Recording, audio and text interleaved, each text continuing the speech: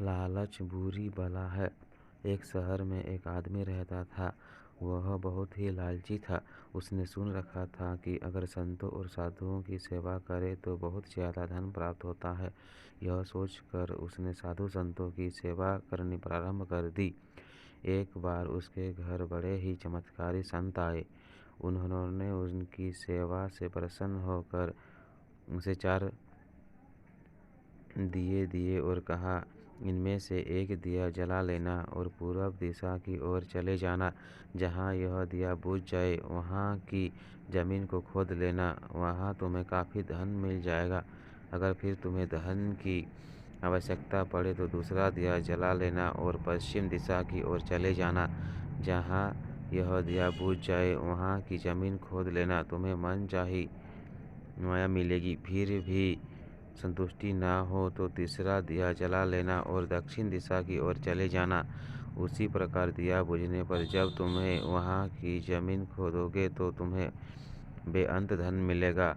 तब तुम्हारे पास केवल एक दिया बच जाएगा और एक ही दिशा रह जाएगी। तुमने यह दिया ना ही जलाना है और ना ही इसे उत्तर दिशा की ओर ले जाना है। यह कहकर संत चले गए।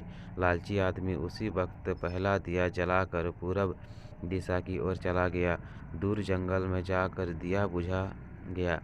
उस आदमी ने उस जगह को खोदा तो उसे पैसों से भरी एक गागर मिली। वह बहुत खुश हुआ। उसने सोचा कि इस गागर को फिलहाल यहीं रहने देता हूँ, फिर कभी ले जाऊँगा। पहले मुझे जल्दी ही पश्चिम दिशा वाला धन देख लेना चाहिए। यह सोचकर उसने दूसरे दिन दूसरा दिया जलाया और पश्चिम दिशा की ओर चल पड़ा। दूर एक उजाड़ स्थान में जाकर दिया बुझ गया। वहाँ उस आदमी ने जब जमीन खोदी तो उसे सोने की मोहरों से भरा एक घड़ा मिला। उसने घड़े को भी यही सोचकर वहीं रहने दिया कि पहले दक्षिण दिशा में जाकर देख लेना चाहिए। जल्दी ज़्यादा से ज़्यादा धन प्राप्त करने के लिए वह बेचैन हो गया। अगले दिन वह दक्षिण दिशा की ओर चल पड़ा। दिया एक मैदान में जाकर बुझ गया। उसने वहाँ की जमीन खोदी तो उसे हीरे मोतियों से भरी 2 पेटियाँ मिली। वह आदमी अब बहुत खुश था। तब वह सोचने लगा, अगर इन तीनों दिशाओं में इतना धन पड़ा है तो चौथी दिशा में इनसे भी ज़्यादा धन होगा। फिर उसके मन में ख्याल आया कि संत ने उसे चौथी दिशा की ओर जाने के लिए मना किया। दूसरे ही पल उसके मन ने कहा, हो सकता है उत्तर दिशा की दौलत संत अपने लिए रखना चाहते हो।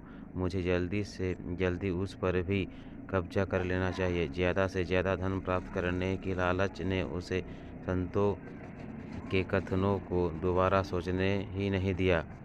अगले दिन उसने चौथा दिया जलाया और जल्दी जल्दी उत्तर दिशा की ओर चल पड़ा। दूर आगे एक महल के पास जाकर दिया बुझ गया। महल का दरवाज़ा बंद था। उसने दरवाजे को धकेला तो दरवाज़ा खुल गया। वह बहुत खुश हुआ। उसने मन ही मन में सोचा कि यह महल उसके लिए ही है। अब अब तीनों दिशाओं की दौलत को भी यहीं ले आकर रखेगा और ऐश करेगा। वह आदमी महल के एक एक कमरे में गया। कोई कमरा हीरे मोतियों से भरा हुआ था। किसी कमरे में सोने की कीमती से कीमती आभूषण भरे पड़े थे। इसी प्रकार अन्य कमरे भी बेअंत धन से भरे हुए थे। वह आदमी चौंकाचौंध होता रहता और अपने भाग्य को शाबाशी देता। वह जरा और आगे बढ़ा तो उसे एक कमरे में चक्की चलने की आवाज़ सुनाई दी। वह उस कमरे में दाखिल हुआ तो उसने देखा कि एक बूढ़ा आदमी चक्की चला रहा है। लालची आदमी ने बूढ़े से कहा कि तू यहाँ कैसे पहुँचा? बूढ़े ने कहा, ऐसा कर, यह जरा चक्की चला, मैं सांस लेकर तुझे बताता हूँ। लालची आदमी ने चक्की चलानी प्रारंभ कर दी। बूढ़ा चक्की से हट जाने पर ऊंची ऊंची हंसने लगा। लालची आदमी उसकी ओर हैरानी से देखने लगा। वह चक्की बंद ही करने लगा था कि बूढ़े ने खबरदार करते हुए कहा, ना ना, चक्की चलानी बंद ना कर। फिर बूढ़े ने कहा, यह महल अब तेरा है, परंतु यह उतनी देर तक खड़ा रहेगा जितनी देर तक तू चक्की चलाता रहेगा। अगर चक्की चलनी बंद हो गई तो महल गिर जाएगा और तू भी इसके नीचे दब कर मर जाएगा। कुछ समय रुक कर बूढ़ा फिर कहने लगा, मैंने भी तेरी ही तरह लालच करके संतों की बात नहीं मानी थी और मेरी सारी जवानी इस चक्की को चलाते हुए बीत गई। वह लालची आदमी बूढ़े की बात सुनकर रोने लग पड़ा। फिर कहने लगा, अब मेरा इस चक्की से छुटकारा कैसे होगा? बूढ़े ने कहा, जब तक मेरे और तेरे जैसा कोई आदमी लालच में अंधा होकर यहाँ नहीं आएगा तब तक तू इस चक्की से छुटकारा नहीं पा सकेगा। तब उस लालची आदमी ने बूढ़े से आखिरी सवाल पूछा, तू अब बाहर जाकर क्या करेगा? बूढ़े ने कहा, मैं सब लोगों से ऊंची ऊंची कहूँगा, लालच बुरी वाला है, लालच बुरी वाला है, लालच बुरी वाला है। जय श्री कृष्ण भगवान।